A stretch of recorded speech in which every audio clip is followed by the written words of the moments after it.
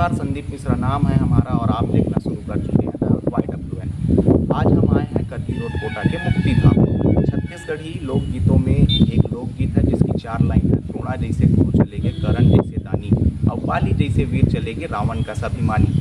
मैं हो या आप, किसी को भी अंतिम समय में कहीं आना है तो वो है मुक्ति धाम। इसी मुक्ति धाम करगी रोड कोटा के स्वच्छ करने और इसकी देख रेख करने का जिम्मेदारी उठाई है सेवा भारती समिति के सदस्यों ने, जो प्रत्येक रविवार यहाँ आते हैं और 2-3 घंटा अपने हिसाब से श्रमदान करते हैं, इसका रख रखाव करते हैं, इसे स्वच्छ बनाते हैं। सेवा भारती समिति के सदस्य हैं हमारे साथ, इनसे बात करते हैं और जानते हैं कि ये कब से काम कर रहे हैं, कितने दिन हो गए इन्हें काम करते हुए और इन्हें इस काम करने की प्रेरणा कहाँ से मिली। बहुत बहुत स्वागत है आपका हमारे चैनल में।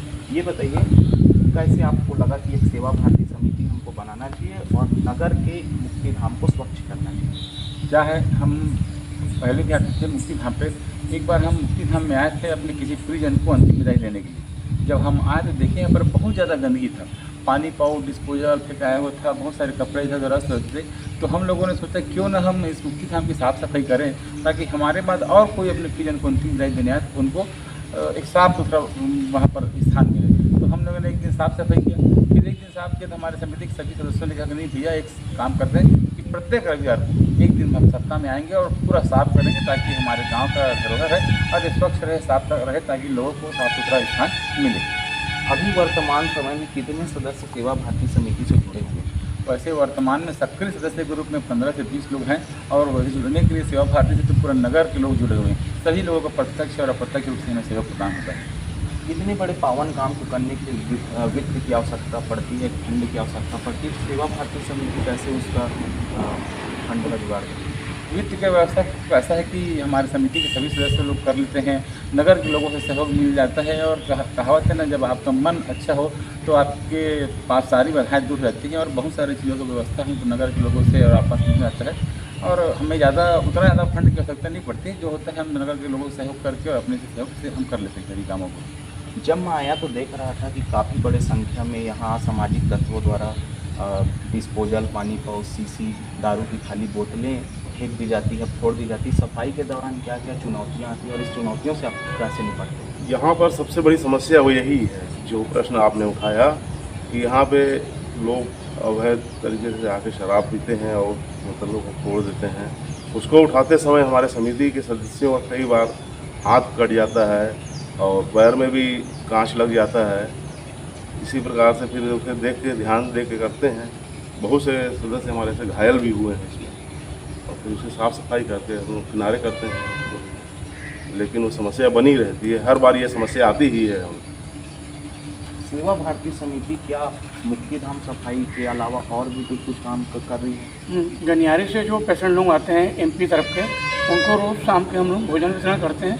ये गाँव का पूरा सहयोग मिलता है रोज। आगे सेवा भारती समिति और क्या क्या काम करना चाहिए जिससे नगर का भी विकास हो और आगे भी लोग जुड़ रहे? सेवा भारती के माध्यम से हम लोग पूरे नगर में चाहते हैं कि वृक्षारोपण का कार्यक्रम, बृहद वृक्षारोपण कार्यक्रम हो। हमारे नगर में कहीं पर भी किसी तरह की गंदगी न हो, एक साफ सुथरा स्वच्छ वातावरण हो।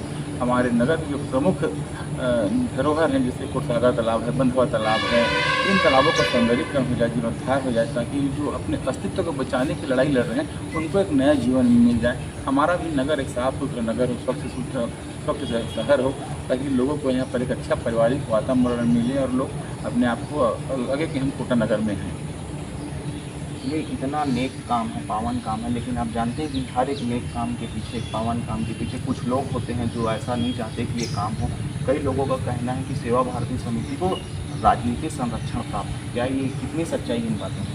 राजनीतिक संरक्षण प्राप्त है, ये सच्चाई है। राजनीतिक संरक्षण मतलब जब हम अच्छा काम करेंगे तो राजनीतिक, सामाजिक, आर्थिक, मानसिक संरक्षण प्राप्त होता ही है और सभी लोगों को प्राप्त होता है। ऐसा नहीं है कि हम किसी एक दल के लिए काम करते हैं, ना हम आज तक कभी किसी दल का नाम लिए, मगर फिर भी हम कहते हैं कि जो भी राजनीतिक दल के लोग हैं वो आए, सहयोग करें। हम सबका स्वागत करते हैं और सबका संरक्षण मिले, सबका आशीर्वाद मिले, सबका सहयोग मिले, तभी हम इस काम को आगे और अच्छे से कर पाएंगे और सबका मिल भी रहा है। कोई व्यक्तिगत किसी हम पार्टी के लिए सेवा भारती के माध्यम से किसी पार्टी का कोई राजनीतिक संरक्षण नहीं, इसमें सभी लोग हैं, सारे नगर के लोगों का सहयोग है और सब मिलकर अपने नगर को बेहतर करना चाहते हैं। अंतिम सवाल है मेरा, आगामी 2-3 महीनों में नगर पंचायत चुनाव है, अध्यक्ष का चुनाव, तो सेवा भारती समिति क्या देखती कि कोटा नगर में ऐसे जो मुद्दे हैं जो इस चुनाव में मुद्दे का कारण बनेंगे? ऐसा क्या है जो नगर में अभी तक नहीं हो पाया तो इसको हो जाना था, या ऐसा मुद्दा जो मांग बनेगा इस बार का? देखिए, जो भी लोग बनते हैं वो निश्चित ही अपने स्तर से बहुत ज़्यादा प्रयास करते हैं और सब भी प्रयास किए हैं, और जितने लोगों ने आज तक नगर पंचायत में बैठे हैं और सभी के सहयोग से आज नगर का विकास हुआ है। मगर हम चाहते हैं कि आने वाले समय में जो भी इस नगर पंचायत में बैठे उनकी प्रायोरिटी हो कि जैसे नगर के जितने और मुक्ति धाम है, फरंगीपारा के मुक्ति धाम में वहाँ का बाउंड्री वाल हो जाए, कोटसागर तालाब का जीर्णोद्धार हो जाए, बंधुआ तालाब का जीर्णोद्धार हो जाए, हमारे नगर के रोड थोड़ा सा व्यवस्थित हो जाए। और उम्मीद है कि निश्चित ही रूप से होगा। शासन प्रशासन सबका सहयोग मिलेगा, सभी जनप्रतिनिधियों के सहयोग से निर्माण कार्य होंगे और एक अच्छा वातावरण और एक अच्छा माहौल नगर के लिए होगा।